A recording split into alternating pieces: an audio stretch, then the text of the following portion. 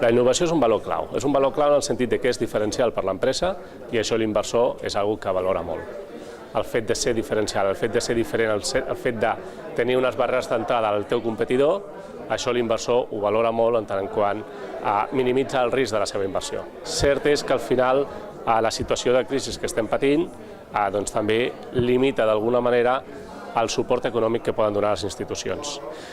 En canvi, el món de l'emprenedoria crec que s'ha de basar més en el mercat que no en el suport econòmic que puguin donar les institucions. Per tant, el suport econòmic és necessari en determinades etapes molt inicials, després és més necessari l'acceptació del mercat, que al final és qui podrà donar continuïtat al projecte empresarial.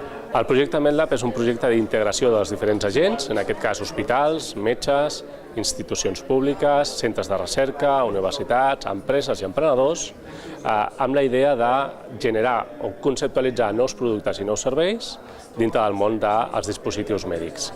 Per tant, el que hi ha és una forta capa d'integració o una forta capa de gestió de la innovació, on tots aquests agents es posen d'acord per trobar o identificar necessitats, proposar solucions amb tecnologies segurament ja existents en altres camps i, per tant, aplicades en aquest món de la salut i, finalment, un desenvolupament d'aquestes solucions per convertir-los en una realitat i en un producte en el mercat. MedLab té per nosaltres un avantatge, que és el fet d'aprofitar coneixement ja existent.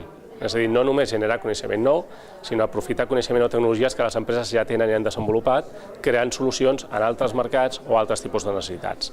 Per tant, si agafem aquestes tecnologies i directament les apliquem a una proposta de solució global d'una nova necessitat dintre del món sanitari, el que estarem fent és reduir el temps de desenvolupament d'aquesta tecnologia i, per tant, reduint el time to market de la proposta de solució a l'entrada al mercat amb el producte final.